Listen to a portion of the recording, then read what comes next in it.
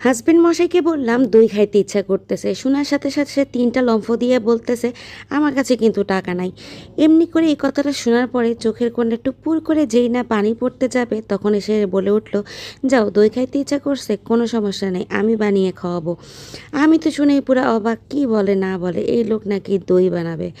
যে লোক কিনা দেখা গেছে যে একটু নুডলস রান্না করতে গেলে 12টার জায়গায় 13টা বাজায় ফেলে, সে কিনা আজকে দই বানাবে। যাই হোক, আশায় আশায় বসে রইলাম কি করে কি নষ্ট করে সেগুলো দেখার জন্য। তো সুন্দর করে সে যে কড়াইয়ের মধ্যে মানে যেটার মধ্যে আমি তরকারি রান্না করি এটার মধ্যেই সে 2 লিটার দুধ নিয়ে নিয়েছে। দুধ নিয়ে তারপর এটার মধ্যে আরও 2 লিটার পানি দিয়ে এটাকে হাফ করে নিয়েছে। হাফ করে নিয়ে এখানে দিয়ে দিচ্ছে হাফ কাপ চিনি। চিনি দিয়ে এটাকে খুব ভালোভাবে মিশিয়ে একটা বলক তুলে নিয়েছে।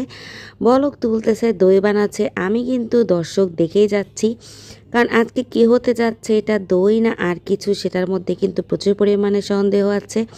তারপর আরেকটা কড়াইয়ের মধ্যে সে দিয়ে দিয়েছে হাফ কাপ চিনি, দিয়ে তারপর এটাকে আস্তে আস্তে করে নাড়তেছে। আর আমি নাড়ার সাথে সাথে চোখ পাকিয়ে পাকিয়ে দেখতেছি, তার ভাবটা এইরকম যেন বিশাল বড় এক বাবুর্চি। ভাই রে ভাই, কী যে একটা অবস্থা। যা হোক, সে নাড়তেছে চাড়তেছে, দেখতেছে চিনি আস্তে আস্তে করে গলতেছে, গলতে গলতে গলতে গলতে আমার মতো গলে গিয়েছে। আমি এরকম একটু পাম্পটি পেলে গলে যাই, গলে একদম এরকম পুড়ে ছারখার হয়ে যাই। তো যাই হোক, আমার হাজব্যান্ড মশাই কিন্তু এটাকে সুন্দর করে এটা ক্যারামেল করে নিয়েছে। করে দেখলাম যে একটু লালচে লালচে হওয়ার পরেই সে টুকুর করে চুলাটা দিয়েছে বন্ধ করে দিয়ে এবার একটা মগে করে সামান্য দুধ নিয়ে এটা ঢেলে দিয়েছে ক্যারামেলের মধ্যে। ক্যারামেলের মধ্যে ঢেলে দেওয়ার পরে এটাকে এবার ভালো করে মিশিয়ে নিচ্ছে। ক্যারামেলটা একটু শক্ত শক্ত হয়েছিল, দেখলাম কিছুক্ষণ পরে যখন এটা নাড়াচাড়া করলো তারপরে এটা আস্তে করে গলে দুধের সাথে খুব ভালোভাবে মিশে গেছে। আর এটা যখন খুব ভালোভাবে মিশে গেছে তখন বাকি দুধগুলো এখানে ঢেলে দিয়েছে। দিয়ে আবার এটাকে নাড়তে নাড়তে একটা বলক তুলে নিয়েছে। বলক তুলতে আসলে খুব হাই হিটে তো এটা বলক তোলা যাবে না, কারণ হচ্ছে এটা একটু পুর করে পড়ে যাবে। তো আস্তে আস্তে আস্তে আস্তে করে এটাকে যতটুকু কম হিট করা যায় ওইভাবেই হিট করছে। আমি কিন্তু আসলে তার কাজকর্মে ভালো রকমই অবাক হচ্ছি। আর আমি মাঝে মাঝে একটু নাড়াচাড়া দিচ্ছি আর দেখতেছি কি যাতে ভুলভ্রান্তি না হয়ে যায়। তো ফ্রিজে আগে থেকে একটু দই ছিল, অল্প একটু সামান্য, এটা কিন্তু খুবই সামান্য, একদম ছোটো একটা বাটি, অল্প একটু দই। আর আমি দইটা মানে ফ্রিজে দেখি নাই, দেখলে অবশ্য এই ভেজালের সম্মুখীন হতাম না। বলেছিলাম যে একটু টক দই নিয়ে আসার জন্য বাজার থেকে, যাতে দইটা বসাতে পারি। তো সে বলতেছে যে না, টক দই আনার দরকার নেই, বাসে একটু ফ্রিজে দই আছে। আহারে, এই দইটা যদি আগে চোখে পড়তো তাহলে দই বানানোর ঝামেলার মধ্যে পড়তে হতো না।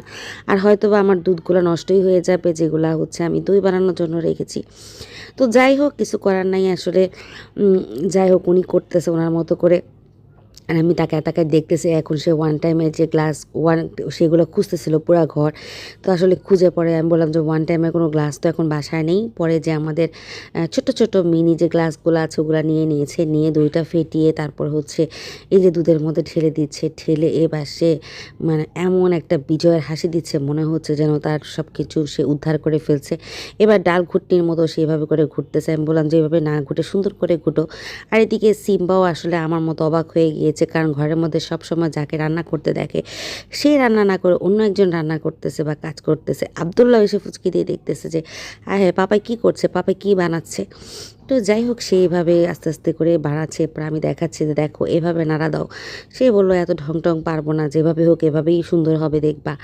আমি তো যে বললাম না, প্রচুর পরিমাণে টেনশন কাজ করতেছে, আসলে কি দই হবে না কি হবে, আল্লাহু আলম। তো যাক, এই যে দইয়ের পাতিলটার মধ্যেই সে একটুখানি দই নিয়ে নিচ্ছে, মানে দইয়ের জন্য দুধ নিয়ে নিচ্ছে। দুধ নিয়ে তারপরে হচ্ছে এখানে রাখলো। আমাকে বললো যে তুমি একটু ঢালো। আবার আমি ঢালতে গেলে আবার সে বলছে না দাও, সব কিছু যখন আমিই করলাম তাহলে তুমি কেন করবা, আমিই করি। চামচটা সে নিয়ে নিয়েছে, নিয়ে তারপরে সে নিজে ঢালা শুরু করতেছে। আচ্ছা যাক, করুক না, বেচারা যখন ইচ্ছা করছে। আসলে যদি হতো যে জিনিসটা অন্যান্য রান্না হলে ছেড়ে দিতে পারতাম, কিন্তু দই সে বানাবে, এটা ভালো ভালো মানুষই বানাইতে পারে না, ভালো ভালো রাঁধুনিরাই দই বানাতে গিয়ে ভেজাল লাগিয়ে দেয়, সেখানে সে কীভাবে দই বানাবে। তো একটু একটু করে সেখানে সবগুলা গ্লাসে দই ঢেলে নিচ্ছে সমান তালে। আবার তাকা তাকা দেখছি সব কিছু ফেলে দেয় কিনা, দই ফেলে দেয় কিনা। না, খুব সুন্দরভাবেই ঢালতেছে। দু এক ফোঁটা তো চারপাশ দিয়ে হয়তো পড়তে পারে, কিন্তু না, খুব ভালোভাবেই সে ম্যানেজ করে এগুলো ঢালতেছে। এবার কাগজ দিয়ে সে ঢেকে দিচ্ছে। আমি আবার এটার জন্য একটু বকা দিয়েছি যে, "কাগজগুলো বড়, বড় ছিল এগুলোকে কেটে ছোট, ছোট করেছো কেন?" সে বলতেছে, "না এভাবে দিলেই চারপাশটা খুব সুন্দরভাবে ম্যানেজ হবে।" তো উনি উনার মতো করে কাটতেছে, ছিঁড়তেছে, দই বানাচ্ছে, মাঝে, মাঝে আমার বকা খাচ্ছে। কারণ আমি ওই যে বললাম না আমি প্রচুর পরিমাণে টেনশনে আছি। এরপরে উপর দিয়ে একটা হালকা পাতলা একটা কাঁথা দিয়ে দিয়েছে। কাঁথা দিয়ে আবার কাঁথার উপরে দেওয়ার জন্য নিয়ে এসেছে জায়নামাজ। কারণ কম্বলটা ওই রুমে ছিল। কারণ যেহেতু ওটা রাতের বেলার ভিডিও তো সে হচ্ছে এটা জায়নামাজটা মোটা, এটা অনেক মোটা। তো এটা বিছিয়ে দিয়েছে। বিছিয়ে টিছিয়ে দিয়ে সকালবেলা দইগুলো সব ফ্রিজে ঢুকিয়ে রেখেছিল। তো এই হচ্ছে তার বানানো দই। তো এখনও কিন্তু আমি প্রচুর পরিমাণে কনফিউজড যে অ্যাকচুয়ালি কি দই হয়েছে কি না। তো উনি যে দেখাচ্ছে যে না, বলতেছে যে দেখা যাক খেয়ে কীরকম হয়েছে। এই হচ্ছে তার বানানো দই। মাশাআল্লাহ আলহামদুলিল্লাহ অনেক ভালো বানিয়েছে। তার বানানো দইটা আসলে সত্যি কেমন হয়েছে আর একটা পুরুষ মানুষ হিসেবে এত ভালো একটা দই বানিয়েছে, অবশ্যই তার জন্য একটা লাইক দিবেন, কমেন্ট করবেন আর যদি ভালো লাগে অবশ্যই শেয়ার করবেন। আল্লাহ হাফেজ।